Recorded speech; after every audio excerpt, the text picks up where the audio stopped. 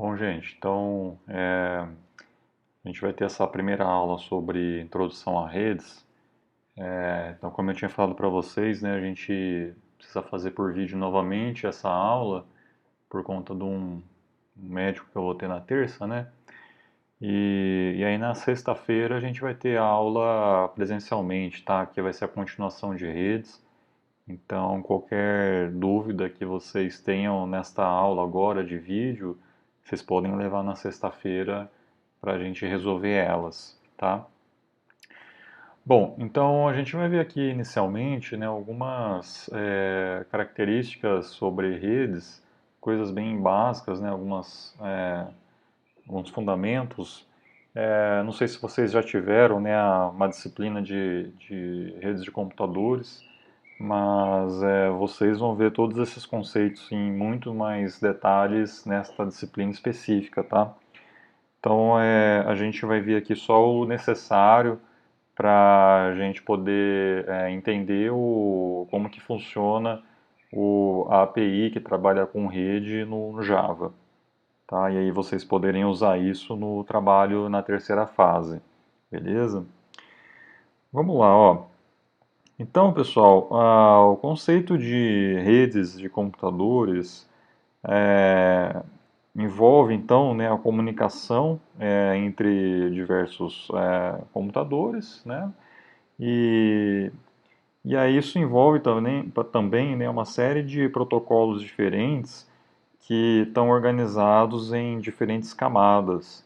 Essas camadas aqui vocês vão ver melhor na disciplina específica de redes, mas uma arquitetura clássica é a camada OSI, que organiza, né, esses protocolos em várias camadas. E aí nessa figura eu coloquei um esquema um pouco mais simplificado dessa organização, mas para a gente poder entender. Então temos aqui a camada de aplicação, onde temos alguns protocolos que são específicos de cada aplicação que está rodando no computador. Abaixo desta camada de aplicação, a gente tem a camada de transporte, que é responsável pela toda a lógica de comunicação de dados que vai ocorrer em cima da rede em si. Então, aí essa camada logo abaixo, que é a camada de rede, é a camada responsável então por fazer o roteamento de pacotes, fazer a transferência de dados de uma subrede para outra subrede, entre outras coisas aí que estão envolvidas aí nesta camada. E por fim a camada de enlace de dados, que é essa última aqui, que acaba como se fosse fazendo realmente uma ligação entre os dispositivos, a parte física, a hardware, né, da tua máquina, com os dados lógicos. Tá? Então tem aí parte de os drivers, né, de placa de rede, enfim, muitas coisas aí que estão envolvidas nessa camada. Então repare que quanto mais a gente desce aqui nesta arquitetura, mais baixo nível vai se tornando seus dados, né? Inclusive também os protocolos, né? Eles acabam ficando mais em baixo nível, tá? Então alguns exemplos de protocolos no nível de aplicação, temos aí o HTTP, o FTP, Telnet. Na camada de transportes a gente tem o TCP, o UDP, tá?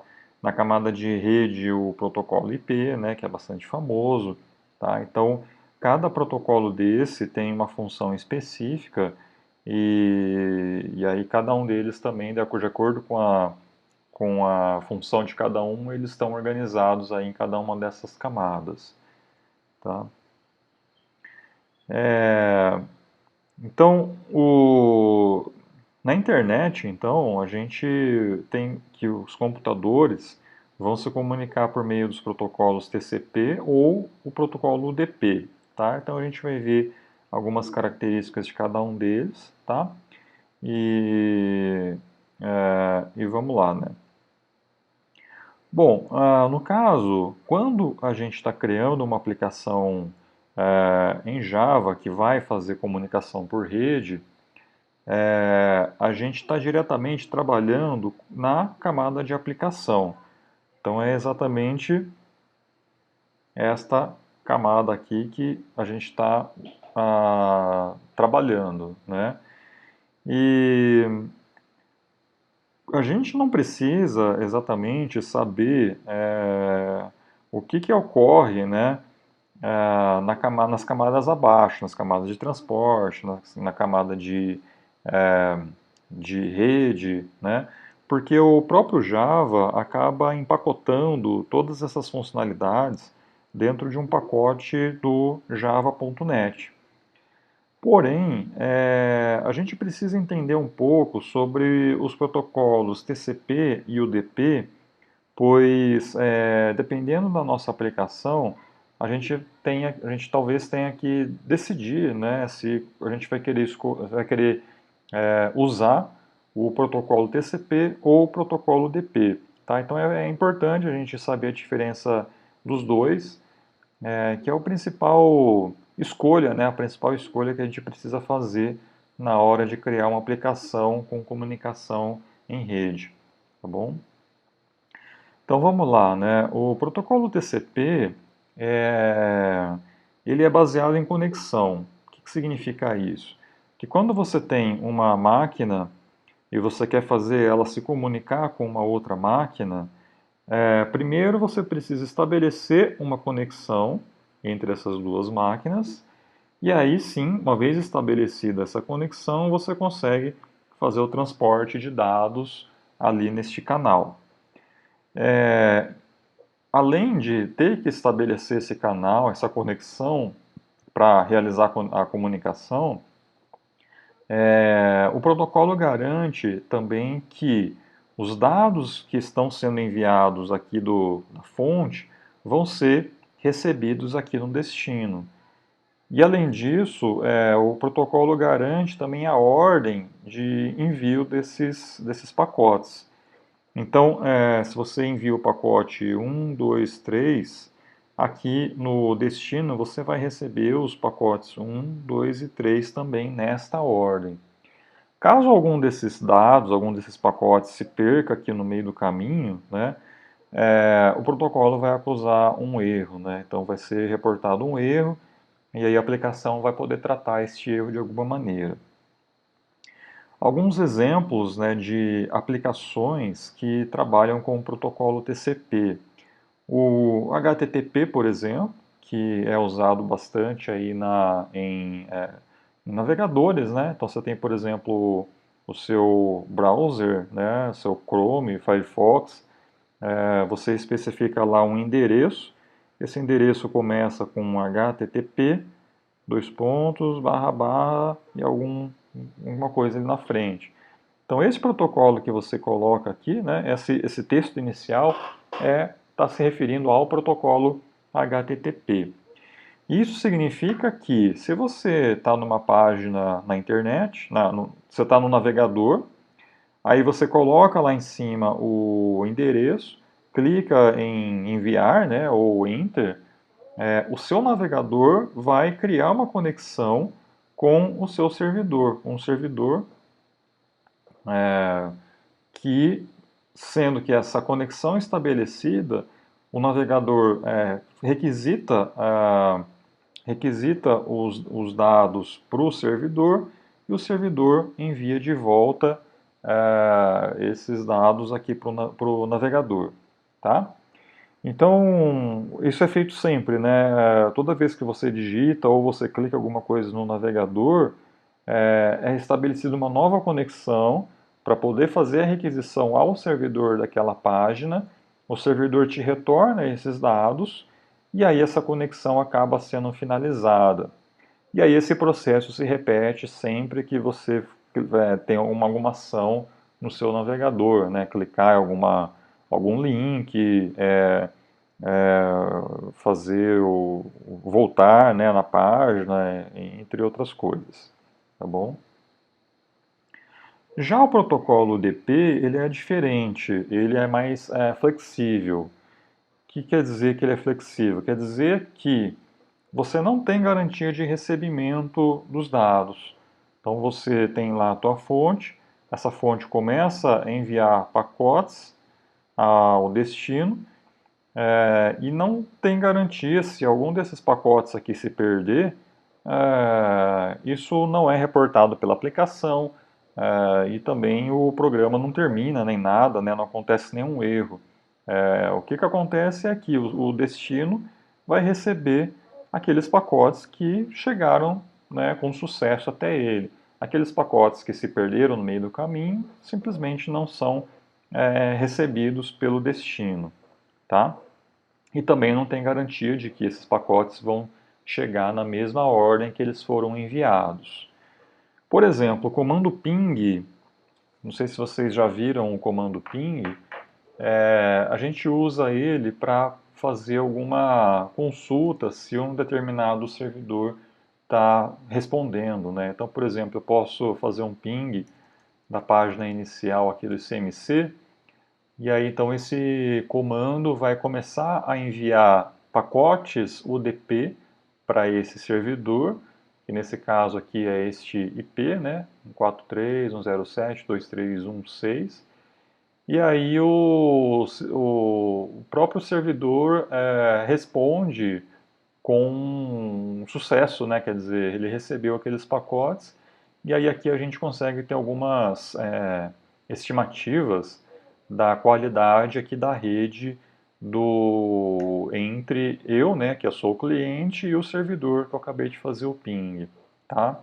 Outra aplicação também que é bastante usada, que usa bastante o UDP, é quando você quer fazer streaming de vídeo, né? Então, o seu vídeo vai ser convertido em vários pacotes, esses pacotes vão ser enviados para algum destino.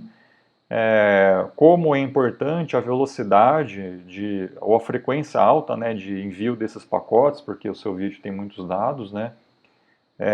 Você não tem essas garantias de que os dados vão ser recebidos e na ordem certa, então tudo isso acaba não sendo utilizado, e aí o seu cliente que está recebendo aquele vídeo simplesmente recebe aqueles pacotes e exibe na tela lá o que está recebendo.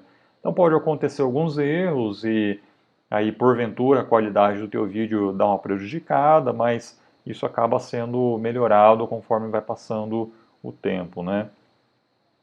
Tá? Bom, além disso a gente tem as portas. Deixa eu voltar aqui. A gente tem as portas. O que são portas? A gente vai identificar a aplicação por meio dessas portas. Então, uma coisa é o seu computador aqui, ele tem a tua camada de enlace que vai estar aqui mais ou menos, né, que vai estar recebendo esses dados aqui da rede, né? Esses dados vão ser recebidos e vão ser é, transportados para as camadas superiores da sua arquitetura, e aí vai chegar um momento em que você vai ter lá os seus pacotes que vão estar ou no formato, vão estar usando, né, ou o protocolo TCP ou o protocolo UDP, e aí você precisa decidir para qual aplicação esses dados devem ser enviados.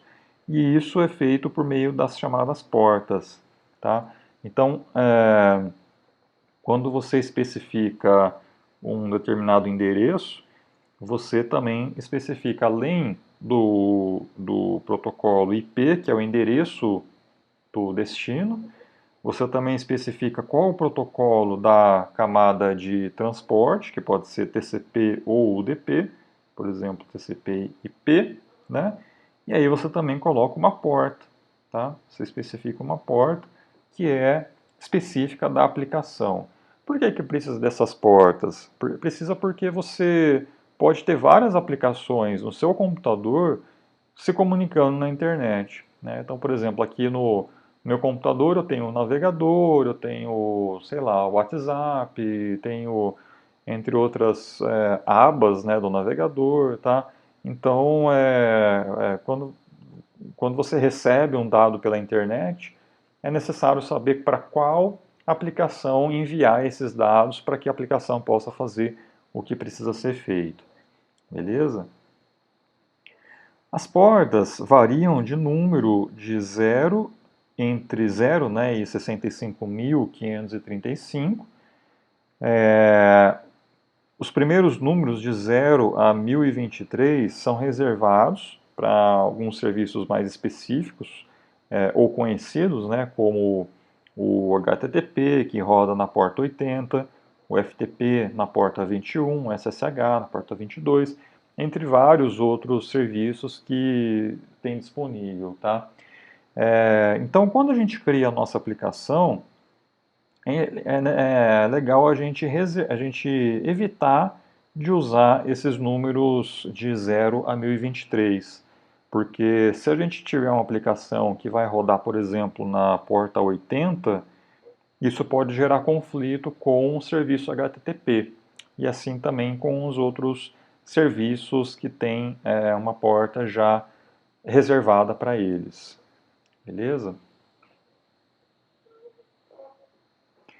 Bom, aqui a gente tem algumas classes do pacote java.net, protocolos que, do protocolo DCP tem algumas dessas classes, do protocolo DP também tem algumas classes específicas. É por isso que eu falei que é importante a gente saber a diferença entre o protocolo TCP e o DP, porque daí, de acordo com a nossa necessidade, a gente vai usar ou esse conjunto de classes ou esse conjunto aqui de classes.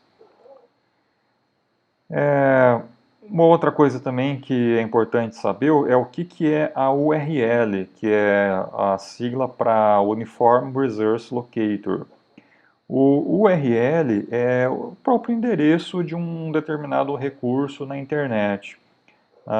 Você usa, por exemplo, para armazenar ou para acessar arquivos de um servidor web, e também você, quer dizer, é como se fosse um endereço mesmo, né, um identificador, mas não é apenas um identificador, ele também determina o lugar, né, onde está armazenado aquele recurso, tá?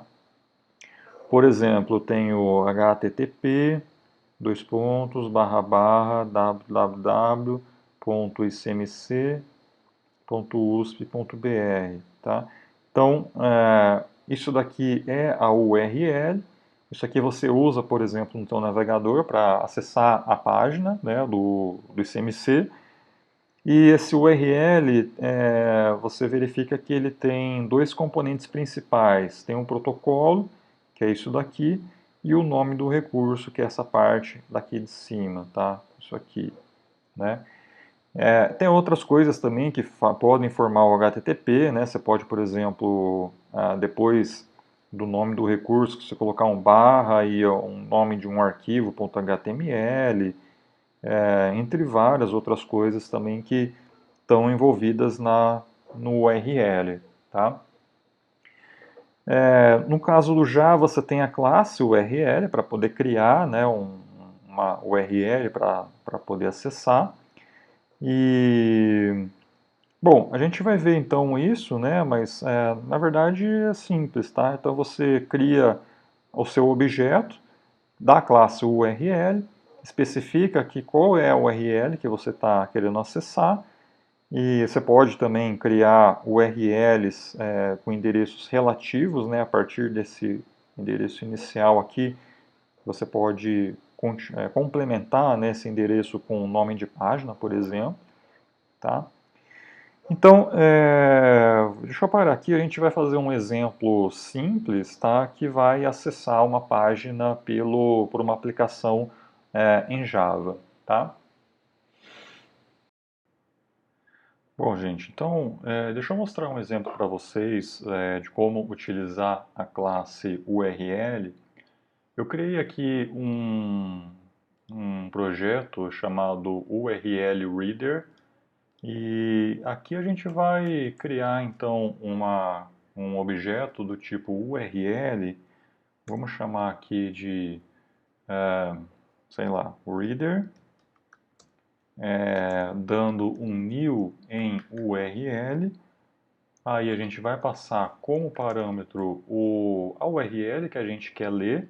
Então, por exemplo, supondo que eu queira ler a página www.icmc.us.br.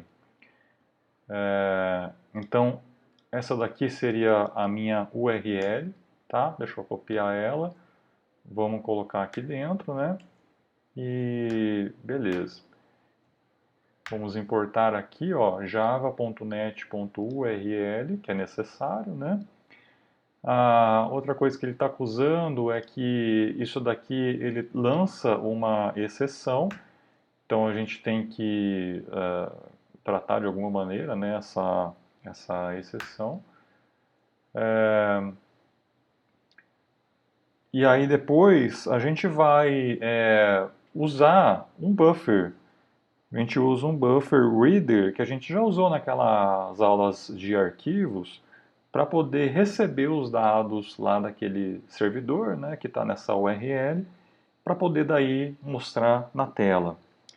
Então, ó, buffered reader, vamos chamar aqui de in, né, dá um new buffered reader.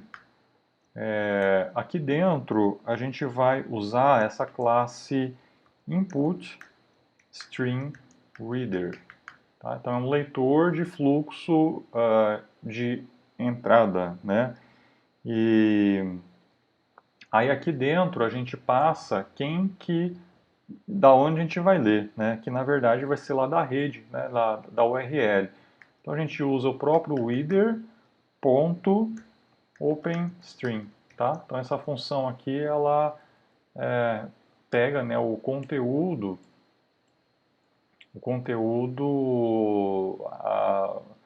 então aqui ele abre a conexão com essa URL e retorna um input string, que no caso vai ser encapsulado aqui, né, nessas duas classes, para daí a gente poder ler por meio desse objeto que está aqui, certo?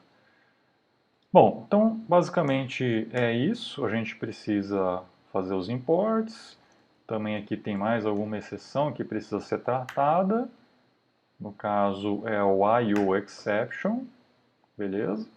E vamos começar agora a percorrer esse texto que que está sendo recebido pela rede, tá? Então vamos criar aqui uma string, ó, input line, e um while aqui para poder ir varrendo essa string, né, linha a linha, tá? Então deixa eu criar mais uma input line, recebe o teu in.readLine, enquanto tudo isso for diferente de nulo, quer dizer, você não chegou ainda no final do conteúdo, aí a gente vai imprimir o input line, tá? Então, input line. Bom, no final de tudo, a gente precisa fechar esse canal, né?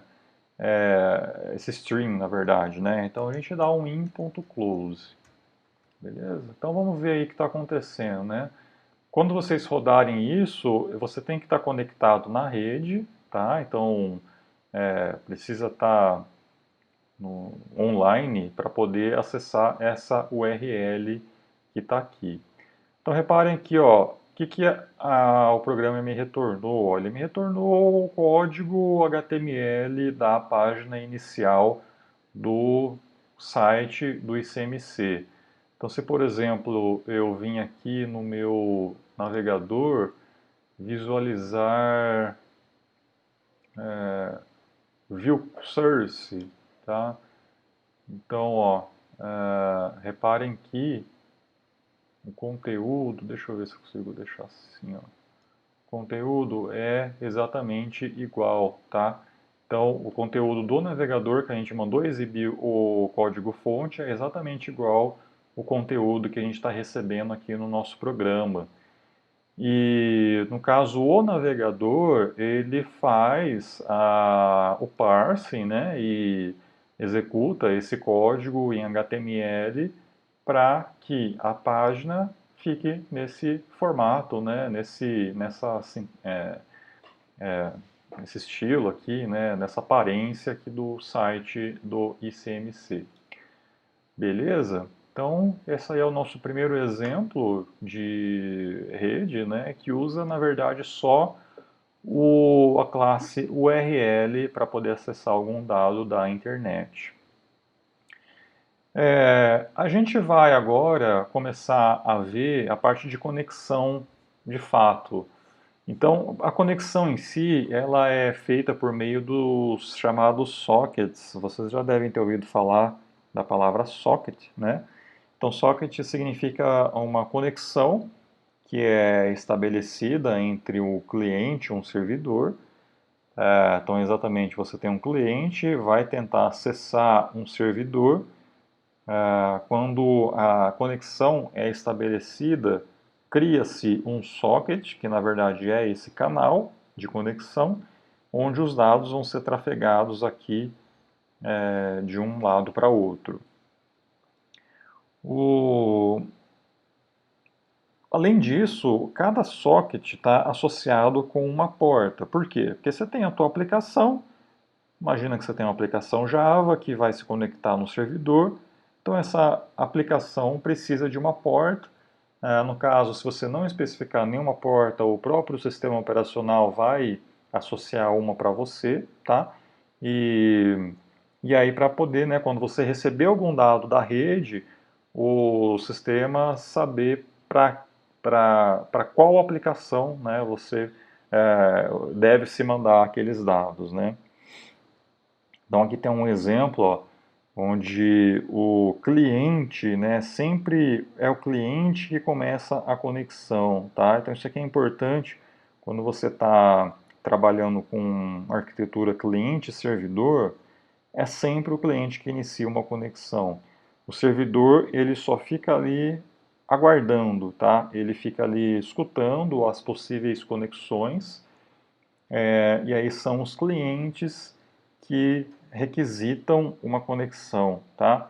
Então, quando um cliente que está numa determinada porta faz uma requisição ao servidor, o servidor responde, né, com um acknowledge, né, um ACK, tá? Na verdade é assim, né, desculpa, um ACK. E aí, depois disso, a conexão é estabelecida, tá? Então aqui a gente tem essa setinha aqui, ó, que vai de um lado ao outro, então daí tanto o cliente como o servidor podem mandar dados e receber dados, tá bom? O pacote java.net, ele contém uma classe que a gente chama de socket, que implementa, né, um dos lados da conexão TCP entre dois programas. Normalmente a gente usa então essa classe socket lá no cliente, tá? Porque vai ser quem vai criar quem vai requisitar a conexão. E a gente tem também a classe server socket, que vai ser a classe que tem um método que vai ficar ali escutando as possíveis conexões dos clientes. E aí a gente consegue, por meio dessas duas classes, criar, né, dois programas, um se comunicando com o outro. Bom, então a gente vai ver agora um segundo exemplo, que é como criar um servidor, tá? Vamos lá. Bom, gente, então vamos lá. A gente vai criar um servidor e um cliente e a gente vai fazer uma coisa bem simples, né? Que é o servidor aguardar a conexão do cliente. Quando este se conecta no servidor, o servidor envia uma mensagem ao cliente, tá? E aí os dois programas finalizam quase que ao mesmo tempo, né? Bom, a gente tem alguns passos aqui para poder criar este servidor. Então, na verdade, eu já criei aqui dois projetos em Java, tá? Então, eu tenho aqui o meu cliente, que eu tenho a classe Java, cliente.java, que está aqui, está vazia. E eu tenho também meu projeto servidor com a classe servidor.java, que também está aqui.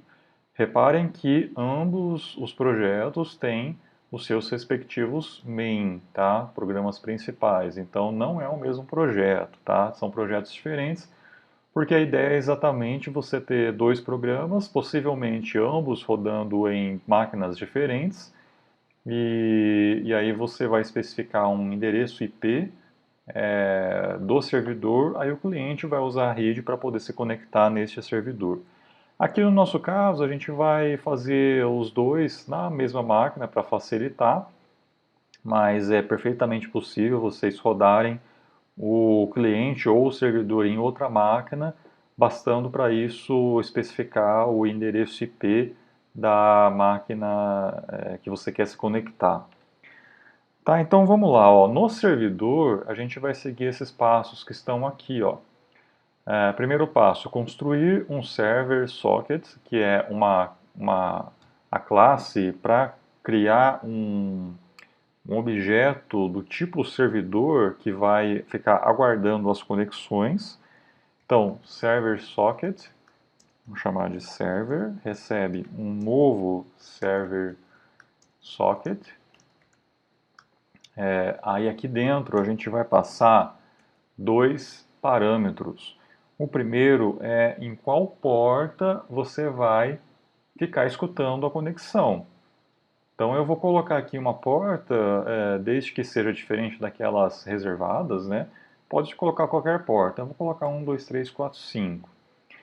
E o segundo parâmetro é quantas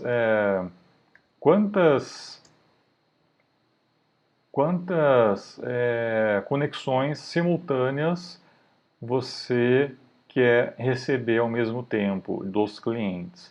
Então, se o seu servidor quer receber até duas conexões simultâneas de clientes, você vai colocar 2 aqui, tá? Então, vou colocar, sei lá, colocar 10 aqui para ficar um pouquinho maior, né? E tem algumas exceções que a gente tem que tratar. E, bom, segundo passo. Segundo passo é aguardar uma conexão. Então, eu vou fazer exatamente o que está nesta linha, ó. Server socket connection recebe server.accept, tá? Então, eu vou usar aqui o meu socket connection e isso daqui vai receber o que? O server.accept. Então, essa função accept, ela vai ficar ali aguardando, tá? Então, a execução do seu programa vai começar. Quando chegar nesta linha, ela vai travar aqui, que é o momento onde o seu servidor começará a escutar possíveis conexões nesta porta que você especificou aqui antes. Beleza? Terceiro passo agora é coletar os strings a partir do socket. Então, isso daqui serve para quê? Né? Porque uma vez que você já criou o socket entre um computador e outro, você pode fazer com que um dos programas obtenha o fluxo, né? Esse fluxo aqui ou para enviar dados, que no caso é esse object output string, ou para receber dados, que é o de cima, object input string. Então a gente vai, como eu falei, no servidor, uma vez que ele recebeu uma conexão do cliente, ele vai enviar uma mensagem para o cliente. Então, na verdade, a gente vai precisar usar esse aqui de baixo, né, que é para mandar uma string para o cliente. Então, é o object output string. Tá? Então, vamos lá. Object output string, output, recebe new object output string.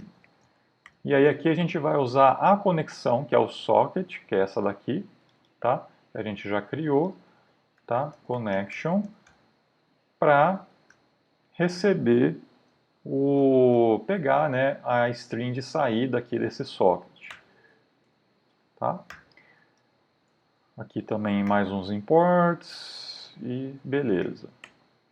Bom, obtemos aqui a string de saída. Agora vamos realizar a comunicação, que é o passo 4. Então é simplesmente mandar mensagem. Então, output.write. Aqui tem vários writes, tá? Então a gente vai usar esse daqui, ó, que é para mandar string, tá? Write UTF.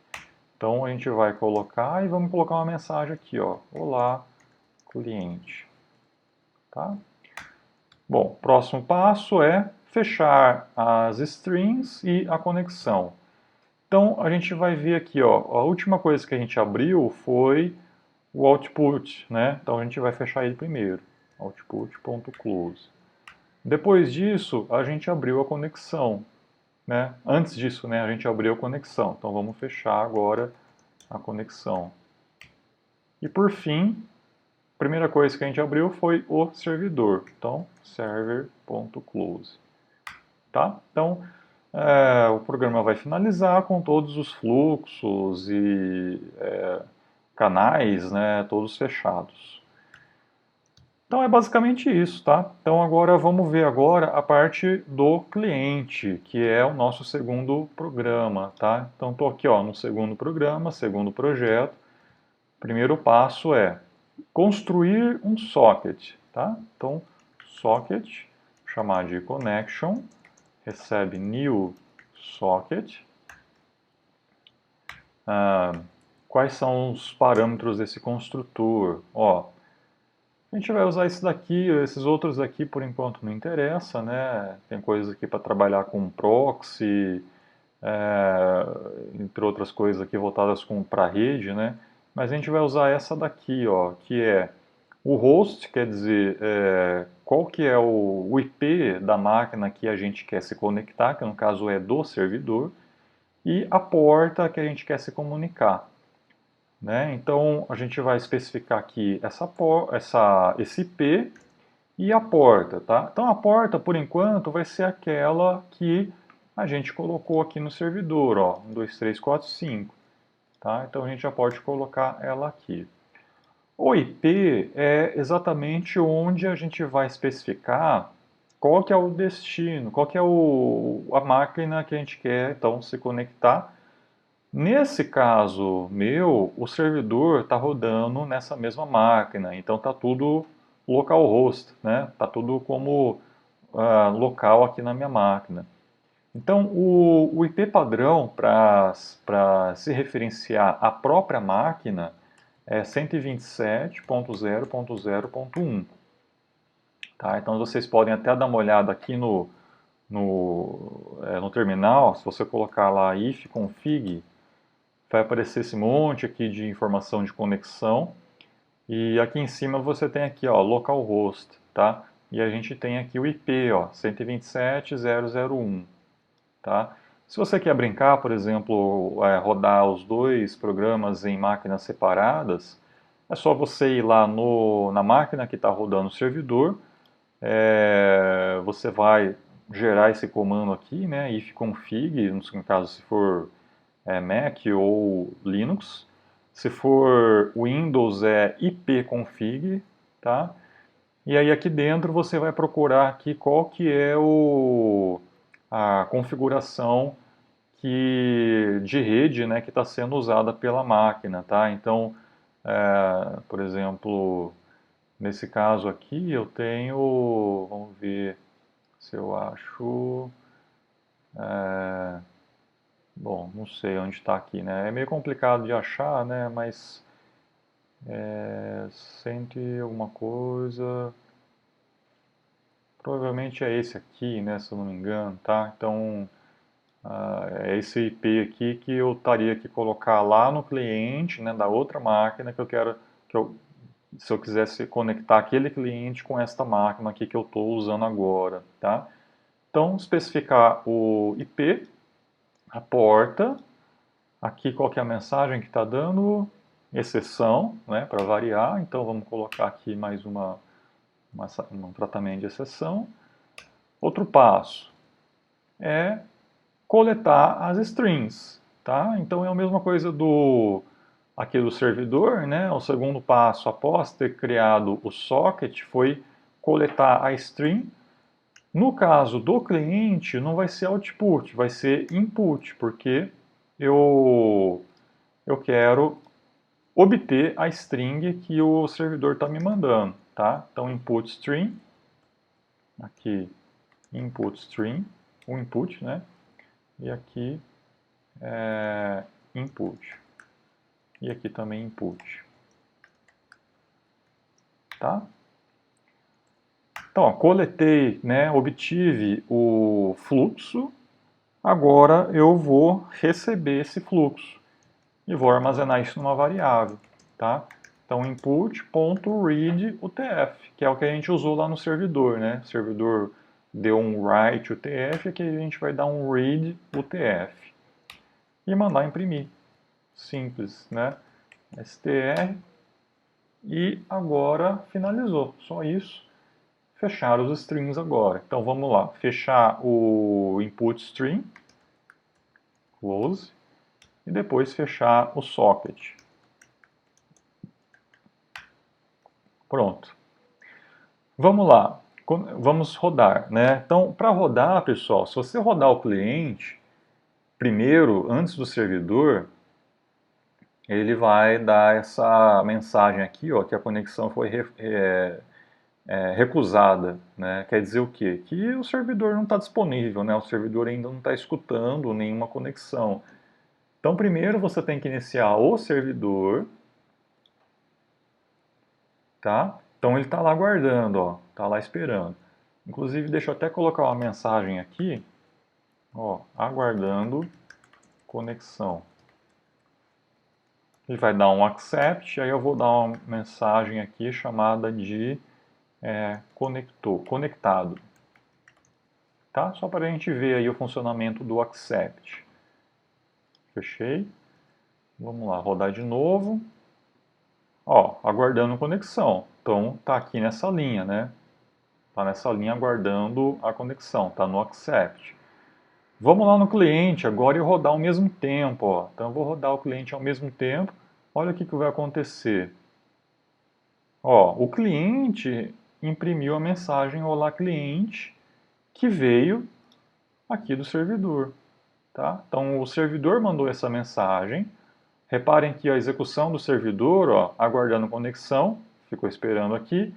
Aí o cliente conectou, aí o servidor imprimiu o conectado, que é essa linha, obteve os fluxos e enviou a mensagem, olá cliente.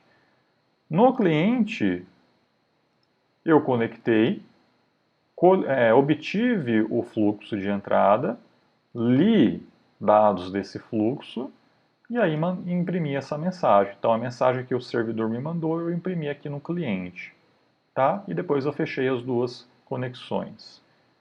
Beleza? Então é isso que essa daí é o mecanismo mais simples possível, né, de você criar, né, um cliente servidor, né, com conexão e envio de uma mensagem, tá? Aqui nos slides, pessoal, tem alguns exemplos um pouco mais detalhados, tá? Que eu vou deixar disponível para vocês darem uma olhada. Mas a gente vai implementar na próxima aula, ao vivo, né, na sexta-feira, um exemplo um pouco mais detalhado, né? Onde você vai ter lá um loop, por exemplo, onde servidor e cliente podem se conectar, se comunicar, né, entre si com várias mensagens.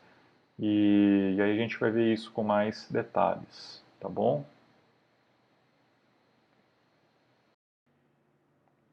Bom, gente, complementando, tá? A gente pode fazer também a comunicação inversa, tá? Basta que a gente crie, né, para cada lado o seu respectivo input ou output, tá? Então, por exemplo, aqui no meu output do servidor, quer dizer, esse output eu poderia também criar um novo output aqui no cliente, né?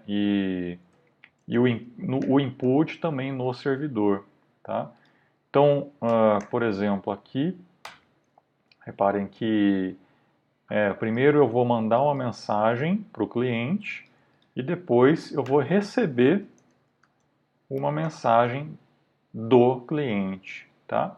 Então, deixa eu colocar aqui o read, colocar uma string, né? str, e aqui eu vou mandar imprimir, tá? Então aqui você pode fazer o que você quiser, né? Você pode mandar e receber dados, tá? Então, ó, o servidor está mandando um olá cliente e depois ele está recebendo a string do cliente. E o cliente é a mesma coisa, tá? Então, primeiro ele vai receber a mensagem do servidor, vai imprimir e depois aqui ele vai enviar a mensagem ao servidor, tá? Então eu vou colocar aqui, ó, olá servidor, beleza? Então olha só, vamos rodar aqui servidor primeiro, né, para ele ficar esperando, aguardando conexão. Vamos no cliente agora e vamos rodar.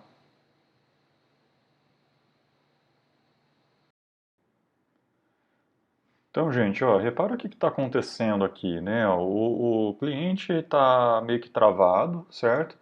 E o servidor, ele estava aguardando a conexão, quer dizer, ele chegou nesta linha, né, aguardando a conexão, o cliente se conectou, porque depois a gente imprimiu a mensagem aqui de conectado.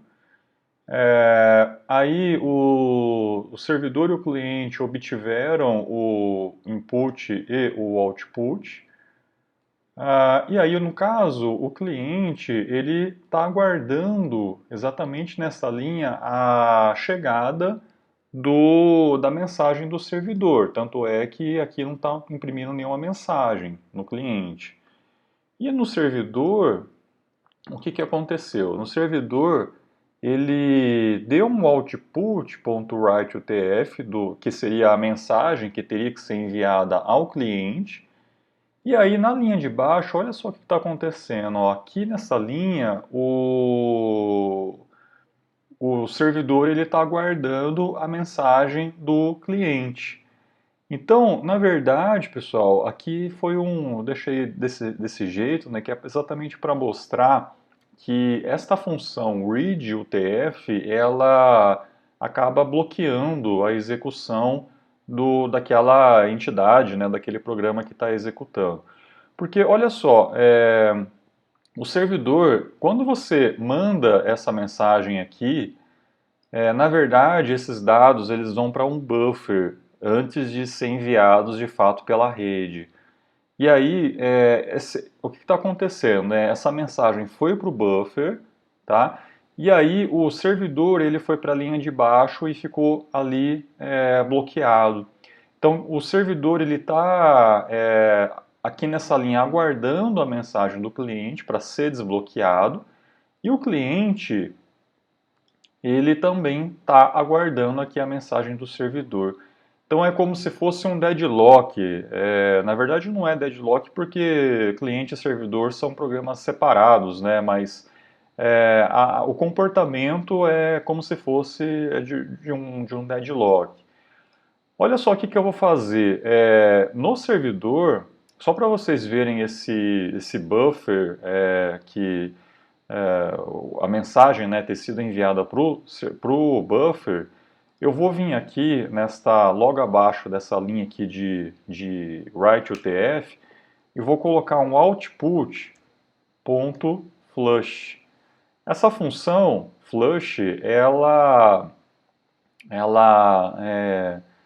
limpa o fluxo, quer dizer, ela limpa o que está lá no buffer e força o envio daqueles dados do buffer já para o destino, né, para onde tem que ir. Tá? Então aqui, ó, isso irá escrever qualquer saída do buffer e irá limpar o fluxo, né? Então, na verdade, com essa função flush, você está forçando que aqueles dados que foram para o buffer sejam de fato enviados para o destino, né? Você força a saída desses dados antes de executar a próxima linha, que é essa daqui do read UTF. Tá? Então vamos ver o que vai acontecer neste caso. Ó, deixa eu fechar os dois, né? Já fechou aqui. E vamos rodar de novo, ó, servidor. Está aguardando conexão. E vamos rodar o cliente. Ó, então aqui o cliente foi executado. Então aí não deu mais esse bloqueio, né? Então o cliente, o servidor, aqui só deu um probleminha, né? Porque neste caso aqui, o cliente recebeu o fluxo, imprimiu na tela, que nem está aqui, ó, olá cliente. E aí o cliente mandou um write UTF para o servidor. E o servidor ele ficou ali aguardando o fluxo. Então, neste caso aqui, como deu essa mensagem, por algum motivo o servidor nem recebeu a mensagem do cliente, tá? Bom, na verdade, pessoal, isso daqui, né, exatamente era para mostrar que quando você vai enviar e receber mensagens, é interessante você colocar isso numa thread separada, tá? Então, o flush, você não quer dizer que você vai... a gente fez dessa maneira, né, usando o flush.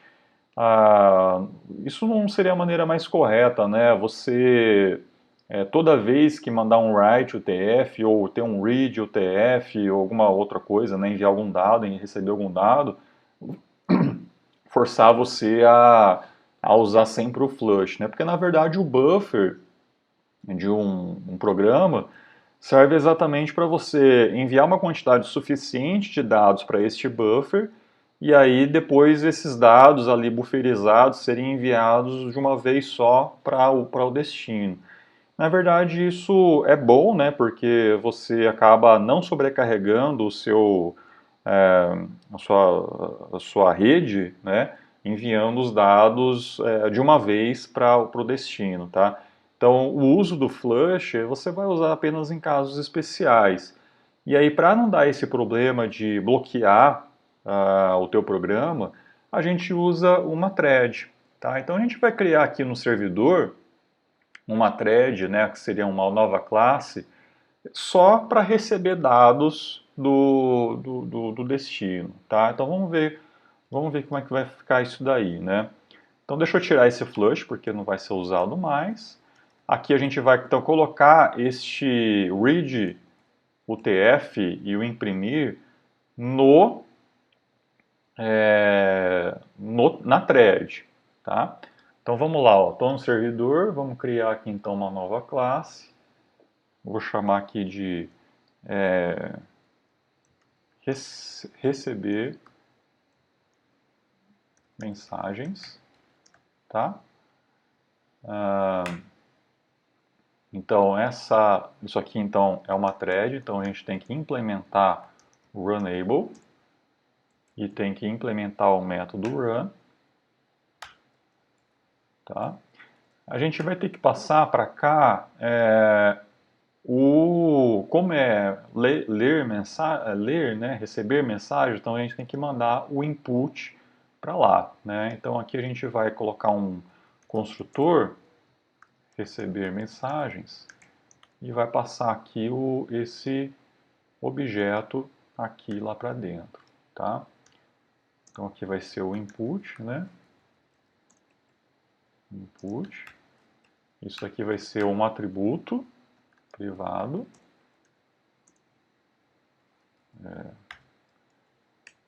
Input. E aqui vamos colocar input, recebe esse input. Beleza? O que ele está dando aqui? Mensagem. Receber mensagens.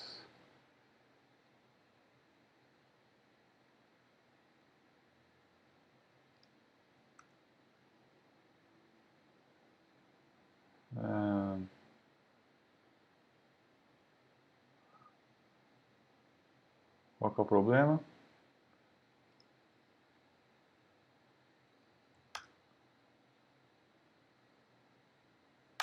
Tá, era o problema de label, né? Então, beleza, temos o construtor. O método run a gente vai fazer de que maneira, né? A gente vai colocar somente isso daqui, ó, que é isso daqui, né? Essas duas linhas, elas vão vir para cá agora para a thread para ela ficar rodando ali. Chegar uma hora lá que ela vai ficar travada, né? Essa thread vai ficar travada. Quando ela receber a mensagem, ela vai imprimir na tela essa mensagem e vai finalizar, e aí depois o servidor também vai finalizar, tá? A gente precisa tratar essa exceção, então podemos colocar aqui esse negócio, né, para ele tratar a exceção. Vamos mandar uma mensagem aqui só. Bom, vamos deixar do jeito que está aqui, né, o default do NetBeans, tá? E aí a gente precisa startar essa thread. Então vamos lá, né? A gente vai criar então a thread t new thread, passando aqui um objeto do receber mensagens, passando também o input.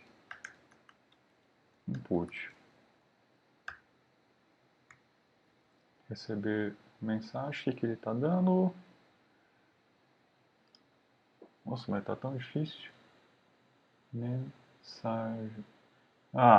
Eu criei aqui esse cara aqui errado, né? Por isso que está dando erro. Então deixa eu dar um refactor nesse negócio, ele já vai funcionar, né? Receber mensagens. Faltou um A aqui. Tá? É útil esse refactor porque ele vai fazer a substituição de todas as ocorrências, né, do nome da classe, e aí você consegue resolver isso de uma vez só, né? Bom, então temos aqui a thread criada e vamos startar essa thread. Tá? Então reparem que aqui a escrita ela vai ocorrer sem problemas, porque a escrita ela não bloqueia a thread, não bloqueia o fluxo, né, do programa. E aí inicia a thread com o read lá dentro, e aí a thread vai ficar bloqueada, mas aqui o servidor não vai ficar travado, tá? Então aqui temos a thread startada. Bom, na thread a gente pode finalizar ela, a gente pode fechar, né, aquele input depois, tá? Se a gente fechar ela aqui, tá? Se a gente vier aqui embaixo, ó, e dar um input.close, o que vai acontecer aqui, pessoal? Aqui vai acontecer de que a thread vai ser startada, ela vai ficar travada enquanto recebeu a mensagem, e logo abaixo o servidor já vai fechar esse input, só que esse input está sendo usado aqui pela thread. Tá? Então a gente não pode fechar esse input aqui, tem que fechar lá na thread, que é exatamente quando a thread finalizar, né, de receber aquela mensagem, aí ela pode fechar. Então vamos delegar essa tarefa à thread, tá legal? E além disso, vamos fazer isso também com o cliente, vamos fazer com o cliente. Por quê? Porque daí aqui também o cliente, a gente pode, isso aqui também vai ficar bloqueado, né? Então vamos colocar no cliente também uma thread para o read UTF, para o cliente também não bloquear, certo? Então vamos lá, ó, receber mensagens, tá? Então aqui a gente vai pegar o mesmo código do servidor e vamos colocar aqui no cliente, tá?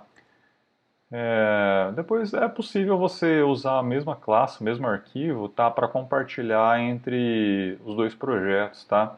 Isso não, isso é possível, né? É só você importar a pasta correspondente àquele projeto que está aquele arquivo, tá? Então dá para fazer isso também, mas aqui para facilitar, vamos deixar copiado mesmo, tá? Então, ó, temos aqui a mesma classe, né, receber mensagens, também ele vai imprimir, e no cliente, então, a gente vai, ao invés de ter essas duas linhas, a gente vai startar uma thread aqui também para o cliente, tá? Só vou copiar essas duas linhas. Então, no cliente, a gente vai também startar uma thread. O que está faltando? O input também a gente vai deixar lá para a thread, tá? Porque senão pode ter problema, né? Que não tinha acabado de falar. Quem está aqui, ó, o input.close, tá? E aqui no cliente também a gente precisa, vamos ver aqui a conexão, o output, vamos fechar aqui o output, né? Output.close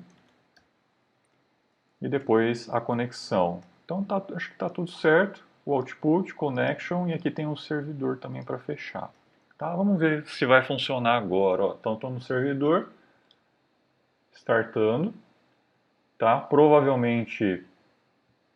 Tá, então na verdade está aqui, né?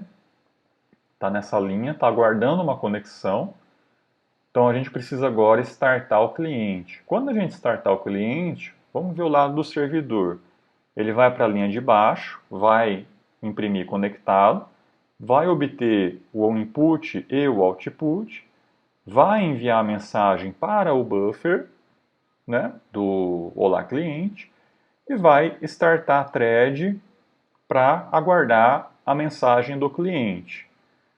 A partir desse momento, pode ser que o buffer já tenha sido enviado, já tenha sido esvaziado, tá? Isso daí a gente não sabe, a gente não sabe quando vai ocorrer, tá? Pode ser na mesma hora, pode ser um pouco mais para frente, tá? Então, mas em algum momento esses dados já vão ser enviados para o cliente e a thread vai estar aguardando os dados do cliente. E aí depois que essa thread bom, aí depois a gente, bom, pode ser que isso aqui tenha problema, né? Pode ser que a thread ela ainda esteja aguardando os dados e aí aqui embaixo no servidor isso aqui já seja finalizado, tá? A conexão e o servidor. Então vamos ver, né, se vai funcionar, mas pode ser que tenha problema com isso, tá? Vamos ver no cliente o que vai acontecer, ó. Então, no cliente eu vou startar agora, ó. Realmente deu problema. Ó, socket closed, tá? Então, na verdade, o que aconteceu, né? O socket foi finalizado por alguma das entidades, ou servidor ou cliente, e aí acabou que a thread ficou ali aguardando, mas o fluxo principal ah, fechou, né, a conexão, tá? Então fechou a conexão, mas a thread estava em aberto ainda, né? Os dois estavam aguardando e aí por isso que gerou essas exceções, tá? Então a gente vai precisar tratar isso ainda, tá? Vamos lá. Bom, gente, uma maneira simples de resolver esse problema, tá? Que na verdade não é a mais interessante, tá? Porque eu vou usar um sleep mesmo aqui no servidor e no cliente antes de fechar essa conexão. Por que eu vou usar esse sleep? Porque no fluxo principal, quando a gente startar essa thread, a gente vai dar um tempinho aqui para... Porque como a gente viu, né, na aula de thread, a gente vai dar um start aqui e aí a execução desse fluxo vai continuar logo aqui embaixo com o fechamento da conexão.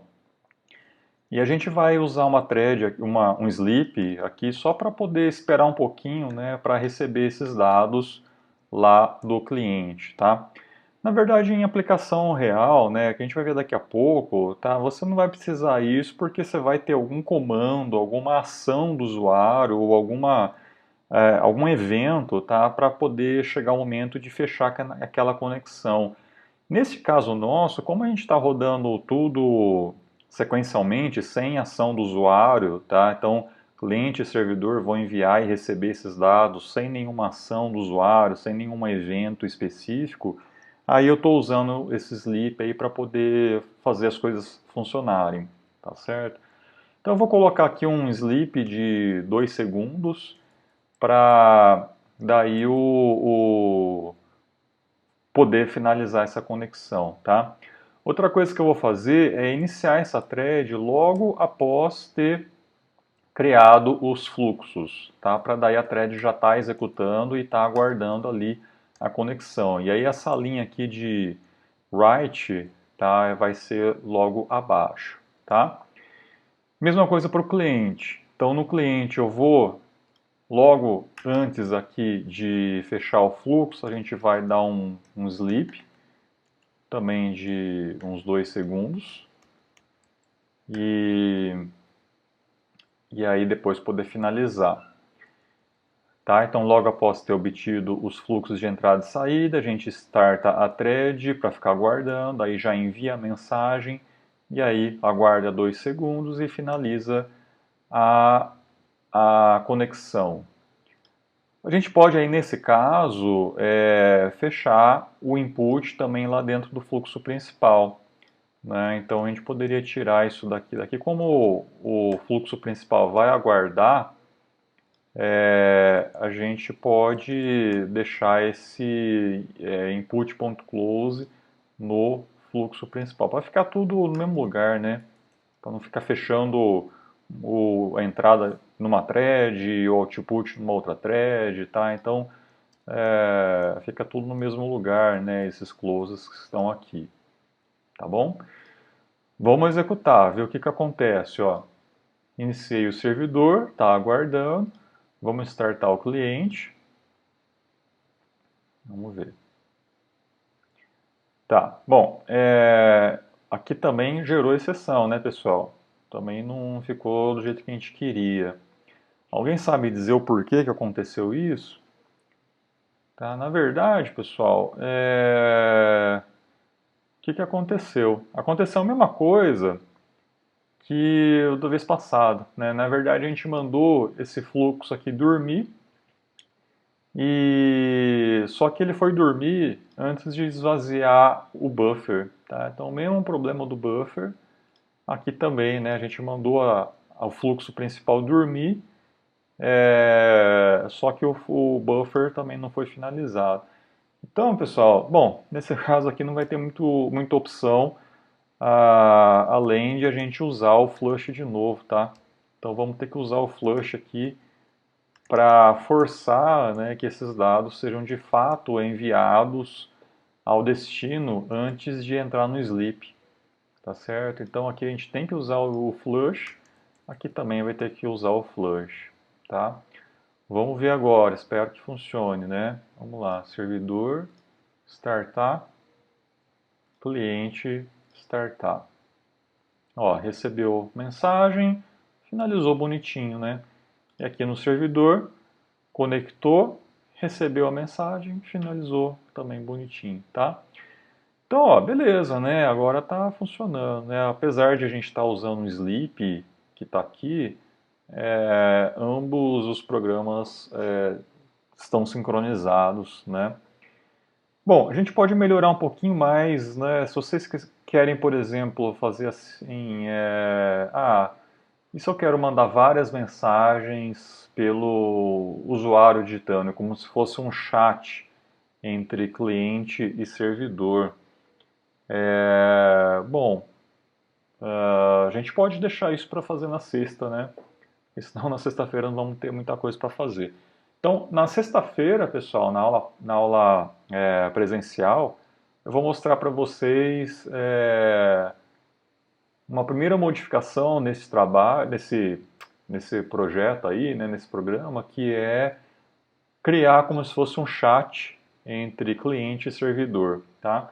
Onde o usuário vai digitar aí a mensagem, né, tanto no cliente quanto no servidor. E uma outra modificação que a gente vai fazer também é algo mais parecido com o trabalho de vocês na terceira fase, que é fazer com que o servidor apenas faça forward das mensagens entre vários clientes. Então é como se você tivesse vários clientes conversando entre si e o servidor apenas repassa as mensagens de um cliente para os demais clientes, né, que estão ali conectados, tá? Então a gente vai fazer isso na sexta, na aula presencial, beleza?